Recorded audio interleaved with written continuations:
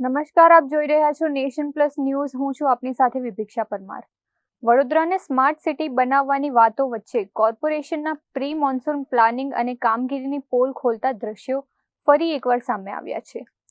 સમાછાણી canal link road પર પીવાના પાણીની મુખ્ય લાઇનમાં ભયભીત કહી શકાય તેવું મોટું લીકેજ સર્જાયું છે. વડોદરા શહેરના સમાછાણી કેનાલ લિંક રોડ પર પીવાના પાણીની મુખ્ય લાઇનમાં મોટું પંચર પડતા લાખો લીટર ચોખ્ખું પાણી રસ્તા પર વેડફાઈ રહ્યું છે. પાણીનો પ્રવાહ એટલો તીવ્ર છે કે સમગ્ર રસ્તો જાણે બેટમાં ફેરવાઈ ગયો છે. આટલી મોટી ઘટના બાદ પણ તંત્ર જાગ્યું નથી અને હવે ફરી લાઇન લીકેજ થતા કરોડોના ખર્ચે બનેલા રસ્તાઓ પણ બિસ્માર બનવાની આણી પર છે. પાણીના આ અતિશય બગાડ અને રસ્તાની દુર્દશાને પગલે સ્થાનિક રહીશોમાં ભારે રોષ જોવા મળી રહ્યો છે.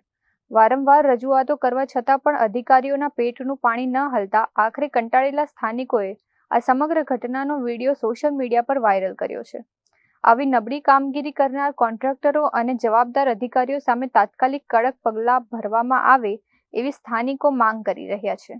કેમેરામેન નવનીત પરમાર સાથે Chirag Patel, nation plus news, Vadodara. સમાચારોના સતત અપડેટ મેળવવા માટે અમારી નેશન પ્લસ ન્યૂઝની યુટ્યુબ ચેનલને સબસ્ક્રાઇબ કરો, બેલ આઇકન દબાવો અને જોડાયેલા રહો ફેસબુક, ઇન્સ્ટાગ્રામ અને ટ્વિટર પર.